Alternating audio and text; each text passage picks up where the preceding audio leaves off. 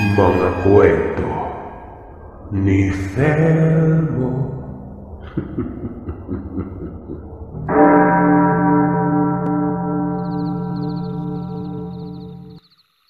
Mapagpalang araw sa inyo, Sir Seth.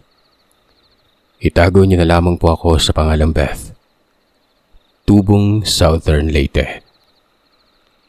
Ang kwentong ibabahagi ko sa inyo nangyari noong mga panahong nasa 38 taong gulang pa lamang ako. Dahil sa hirap ng buhay noon ay napilitan akong pansamantalang iwan ng pamilya ko para magtrabaho sa ibang lugar.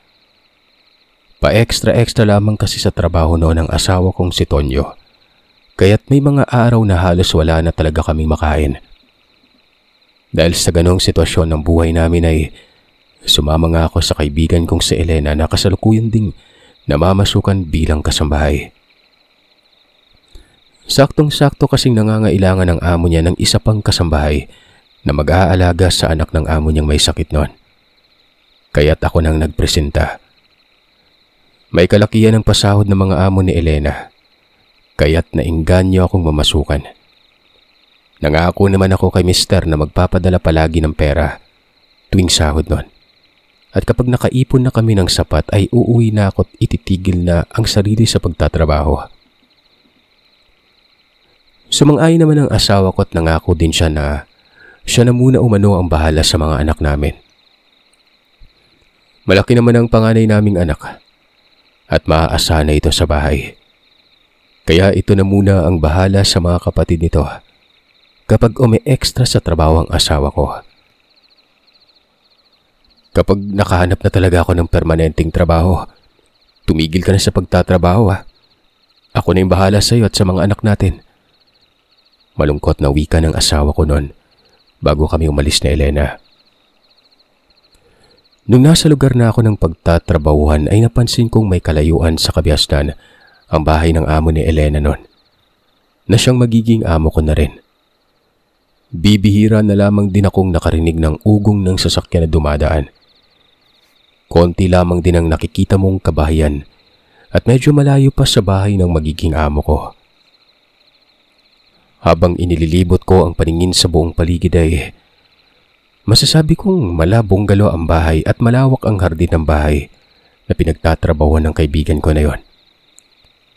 Nung nasa loob na kami ng bahay na ito, mas namangha pa ako. Sobrang lawak. Parang kasinlaki lang yata ng banyo nila ang bahay na tinitira ng pamilya ko. Nung makausap ko ang amo naming babae, ipinaliwanag niya sa akin kung ano ang mga dapat gawin at iba pang patakaran. Aniya, wala umano akong ibang gagawin kundi ang asikasuhin lamang ang anak niyang dalagang si Lina. May sakit ito at hindi na makalakad ng maayos. Kaya't sa tuwing magbabanyo si Ma'am Lina, aalalayan ko ito papuntang banyo. Ganun din kapag maliligo ito. Ipaghahanda ko siya ng kagamitan sa panligo. Tapos ay aalalayan ko papasok sa loob ng banyo. Iiwan ko ito doon para makaligo na siya mag-isa. Saka ko lang balikan ng dalaga paglipas ng mga kalahating oras para bihisan na.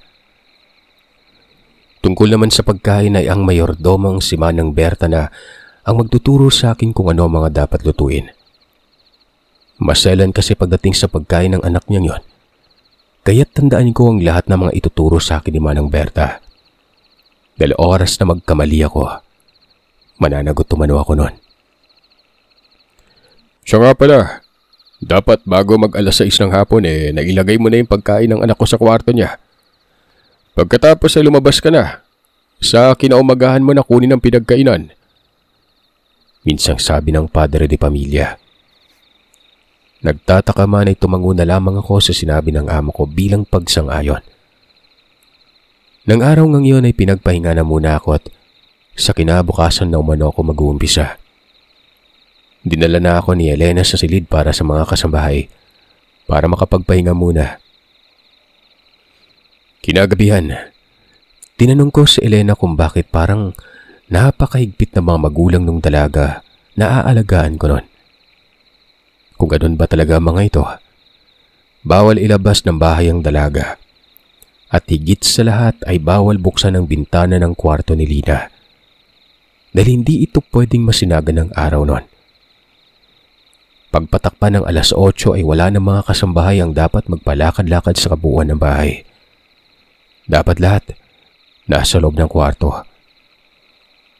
Talaga bang bawal masinaga ng araw yung dalaga? Tanong ko noon. Tumango ang kaibigan ko at nagwika na yun ang pagkakaalam niya. Sumunod na lamang daw ako sa lahat ng mga paalala, lalong-lalo na sa patakarang pinapalakad sa bahay na yon. Sinabi niya rin kung magbabanyo naman kasi ay hindi na kailangang lumabas pa dahil may banyo naman na sa loob ng kwarto namin. Sa pagkain naman ay may kutkutin kaming nakatabi at iba pa. Kung nagugutom ay wag na kaming lumabas ng kwarto.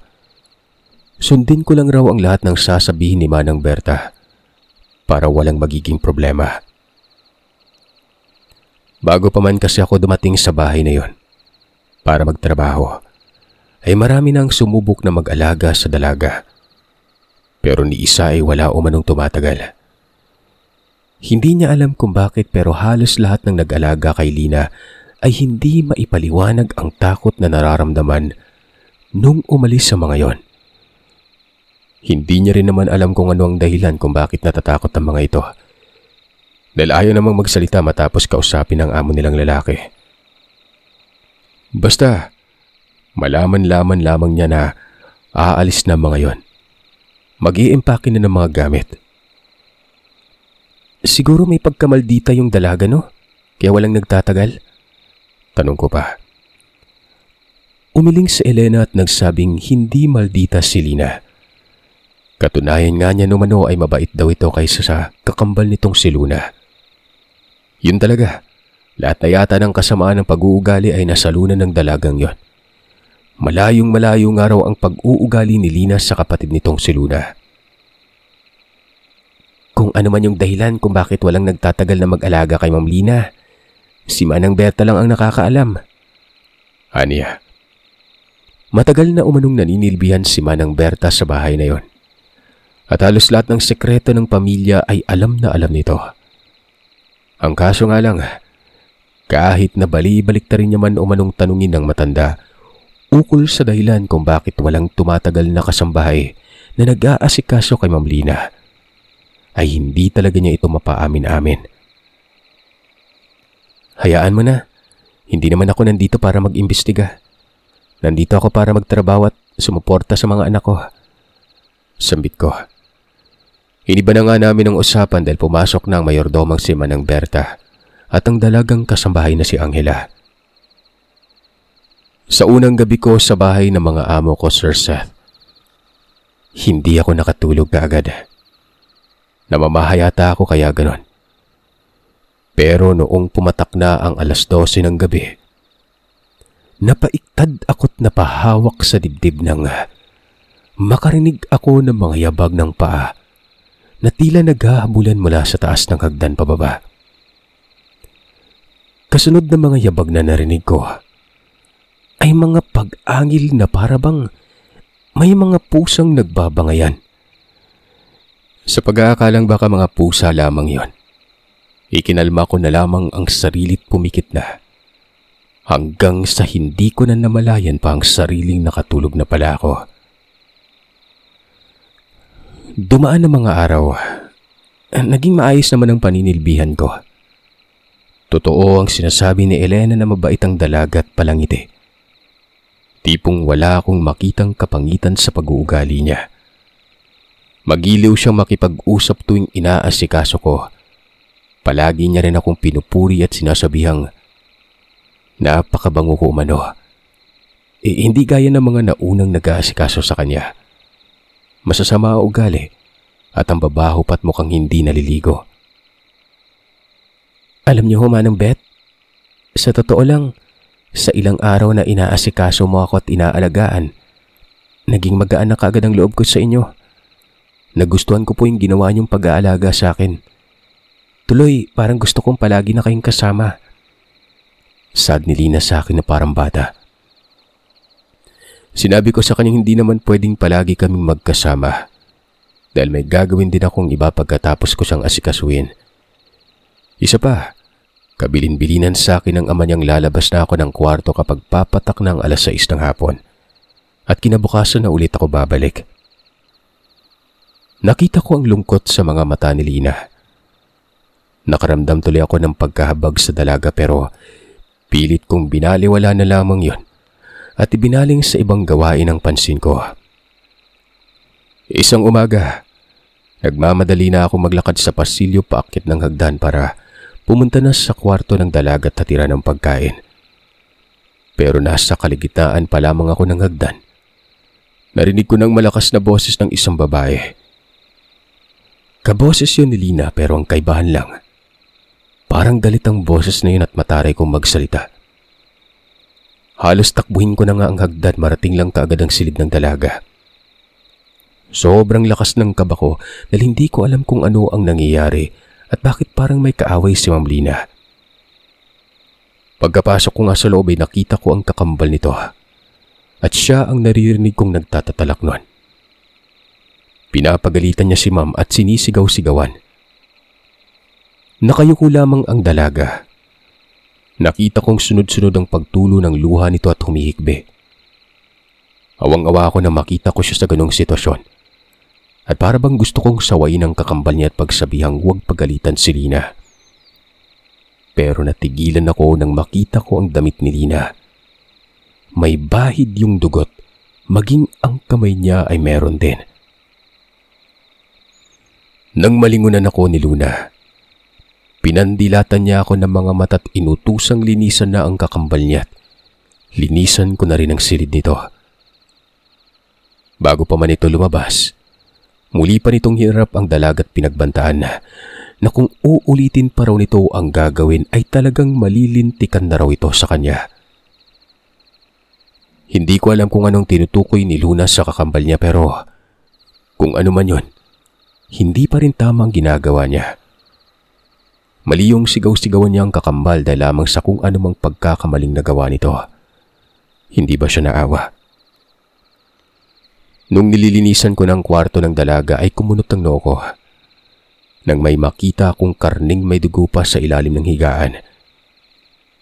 Kaagad na inabot ko yon at pagkatapos ay tinanong ang dalaga kung bakit may karne sa ilalim ng higaan niya. Sino ang naglagay ng karne nun? At bakit niya ginawa yon?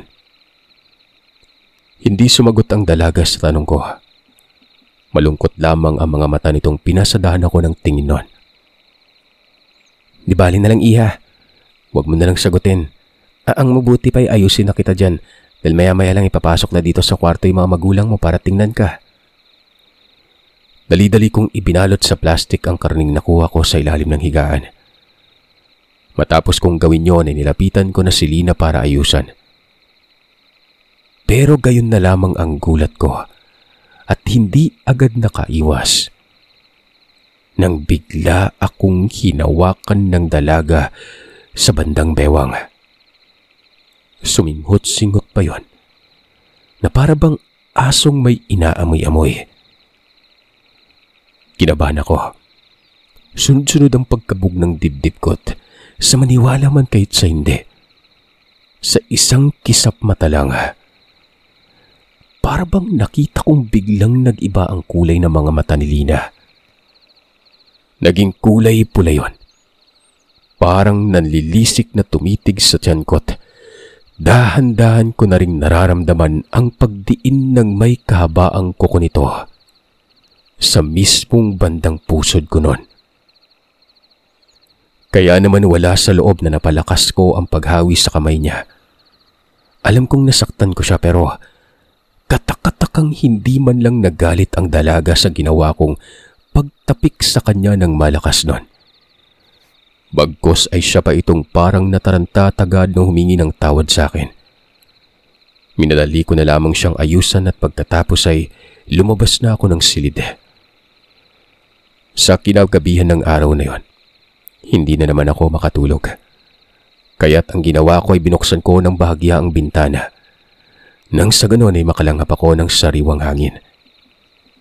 Ingat na ingat akong buksan ang bintana nang sa ganon ay hindi magising ang mga kasama ko.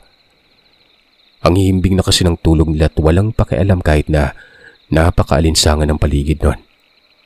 Matapos kong mabuksan ang bahagyang bintana, nakarinig ako ng mahihinang paghingal sa labas na para bang taong nahihirapang makahinga. Marahan akong sumilip at hinanap kung saan nanggagaling ang ingay na narinig ko. Sandaling sinanay ko ang paningin sa dilim at nung masanay na't medyo may naaninagan na nga, nagpalinga-linga na ako't hinahanap ang pinanggalingan ng ingay na naririnig ko. Makaraan lamang ang ilang sandali ay kumunot ang noo ko. Nang may naaninagan akong babaeng malapit sa bakuran ng bahay. Nakasalampak yun sa lupa't nakatalikod sa gawi ko. Habang tinititigan ko ang babae, napansin kong parang may ginagawa siya at maya-maya ang pagsinghap nito sa kawalan na parang baliw. Nakaramdam ako ng takot at nagtaasan ng mga balahibo ko sa batok habang pinagmamasdan yon.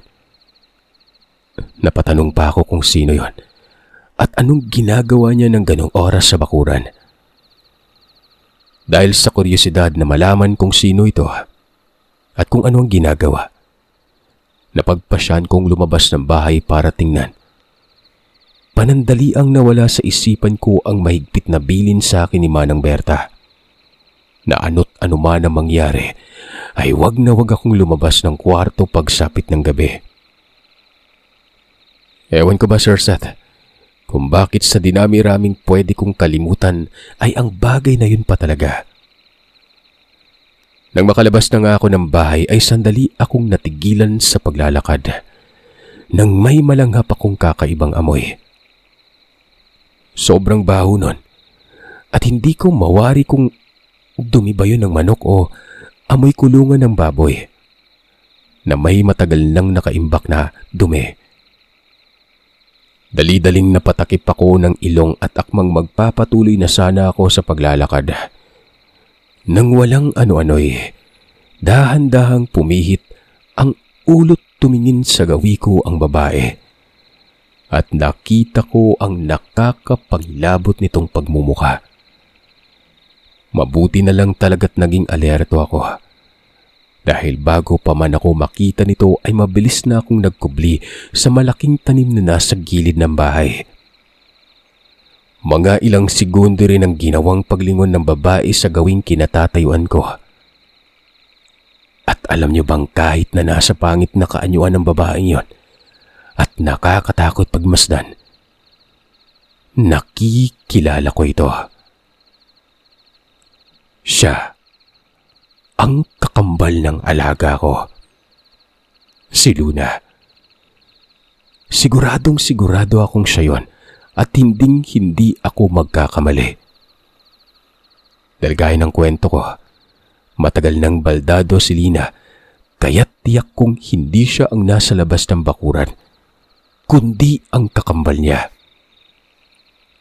Aswang si Luna. Magkahalong takot at kaba ang nararamdaman ko. Dahil sa kitang-kita kong may nilalantakang karne ang dalaga na para bang asong gutom na gutom. Idagdag pang buhaghag ang buhok nitong nagtataasan at may nagbabagang mga mata. Grabe ang pangangatog ng buong katawan ko habang nagtatago nun. Nagdadasal na sana'y hindi lalapit sa pinagtaguan ko ang dalaga o kaya'y mapansin ako. Noon ngang makita kong tumalikod na ang dalaga at ibinalik na nito ang pansin sa ginagawa, Sir Seth, ay natatarantang nagmamadali na akong bumalik sa loob ng bahay. Pero saktong pagpasok ko pa lamang sa loob ng bahay, ay isang malakas na pag-angil ang narinig ko. Kasunod ng malakas na mga yabag ng paang tila tumatakbo papalapit sa pintuan. Kaya yung ginawa ko, kumaripas na ako ng takbo papunta sa silid tulugan. Kaagad na ikinandado ko ng maigi ang pintuan, maging ang bintana ay isinara ko rin bago humiga at nagtalokbong. Maya-maya ay narinig ko ang malakas na pagbalya ng pintuan. para bang sisirain na yun ng kung sino mang nasa labas. Kasabay ng pagbalya noon ay sunod-sunod na pagtawag sa pangalan ko ang nadinig ko't inuutusang buksan ko umano ang pintuan. May sasabihin daw itong importante. Boses ni Lina ang naririnig ko at tila galit na galit yon na para bang gustong-gusto na nitong wasakin ang pintuan ng kwarto. Mabuksan lang. Nakakarinig na rin ako ng mayat-mayang pagkalmot ng mahahabang kuko sa pintuan. Sa takot nga ay tinakpan ko na lamang ang magkabilaang tenga't taimtim na muling nagdasal na sana'y umalis na ang kung sino mang nilalang ang nasa labas ng kwarto. Dumaan ang ilang minuto sa wakas. Tumigil na rin ang ingay na naririnig ko noon.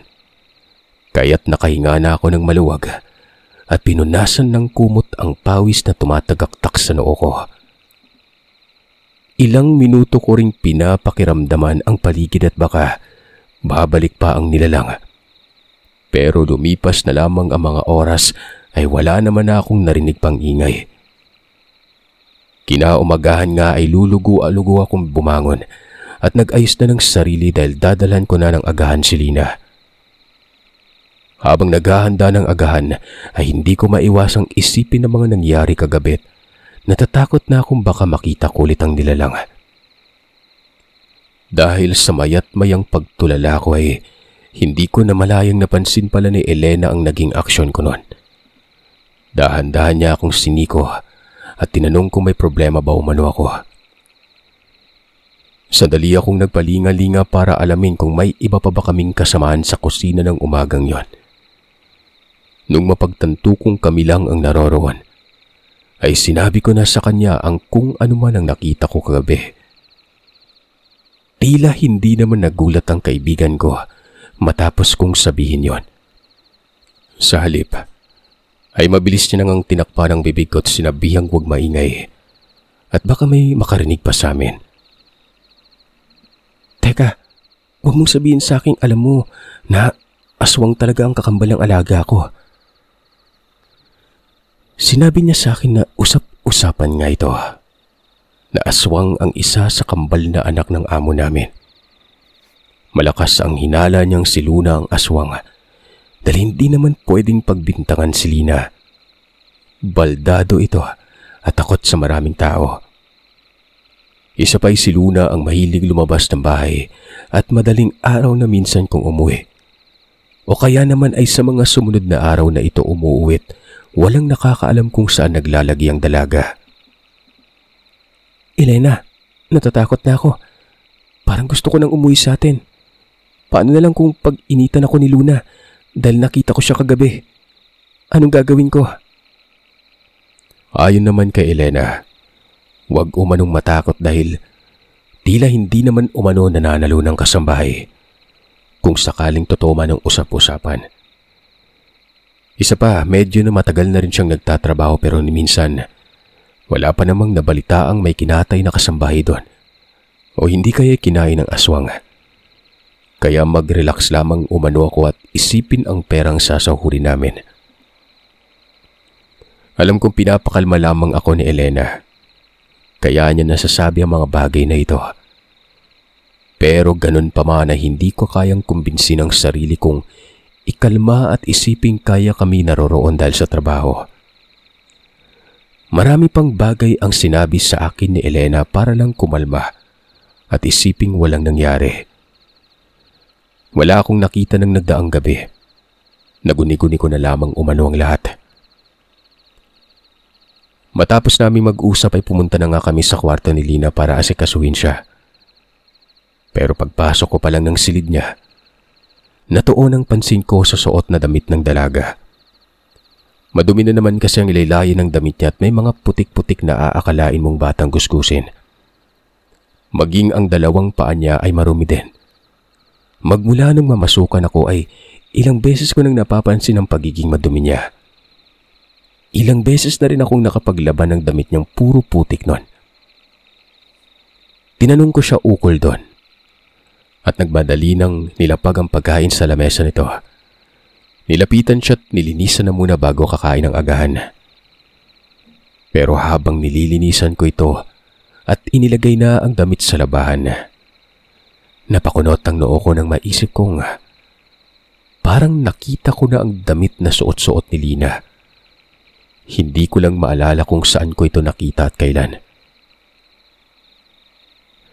Hanggang sa napamaang na lamang ako nang maalala ko na kung saan ko nakita ang damit na yon. Naalala ko na yung aswang na humabol sa akin noon. Kaparehong-kapareho ng damit na suot ni Lina. Ang suot-suot na damit ng nilalang. Pero paano, di ba? Naguguluhang tanong ko sa sarili dahil sa hindi ako pwedeng magkamali. Kitang-kita kong si Luna ang aswang na nasa labas kagabi at hindi si Lina. Pero bakit suot ni Luna ang damit ni Lina? Gulong-gulo pa rin ang isipan ko. Sa maghapong yon ay napansin kong hindi ako kinikibo ni Lina. Panay lang ang pagsipat nito sa tiyan ko. Kung tumitig ay kakaiba. Kapag naman tinitingnan ko siya ay agad niyang iniiwas ang paningin. Tuloy, hindi ko alam kung ano ang gagawin.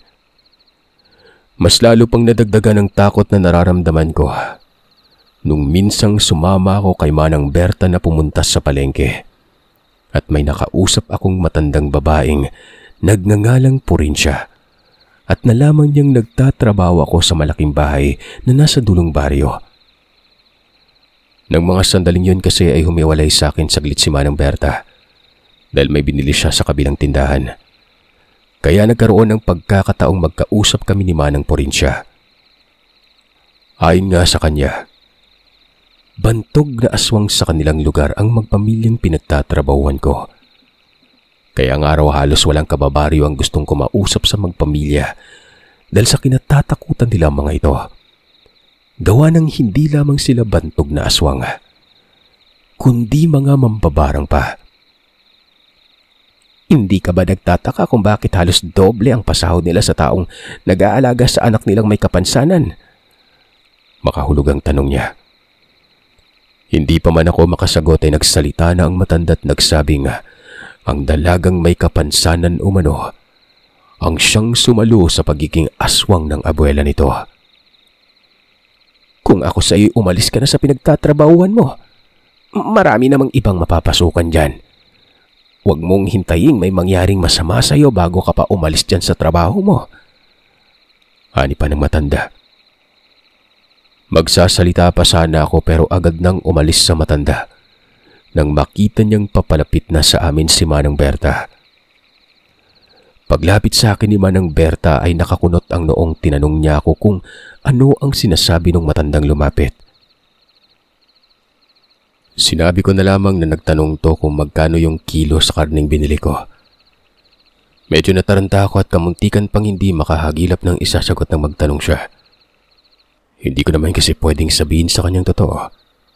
Dahil ayon nga sa sinabi ng matandang nakausap ko, malayong kaanak si Manang Berta ng amo naming lalaki. Kaya't huwag rin umano akong magtiwala dito. Wala bang ibang sinabi sa iyo ang matandang yon? Umiling ako at nagwikang wala naman ang ibang sinabi pa. Yun lang. Ganun ba? Tara, umuwi na tayo. Tapos na ako mamili. Tahimik na sinundan ko na lamang ang matanda't hindi na nagsalita pa. Hanggang sa pag-uwi ay hindi pa rin mawala-wala sa isipan ko ang tungkol sa nalaman kong yon. Hindi ko nga alam kung nagsasabi ba ng totoo ang matandang nakausap ko hindi. Hindi ako mapalagay sa mga nangyayari at sa mga napapansin ko tungkol sa dalagang si Lina.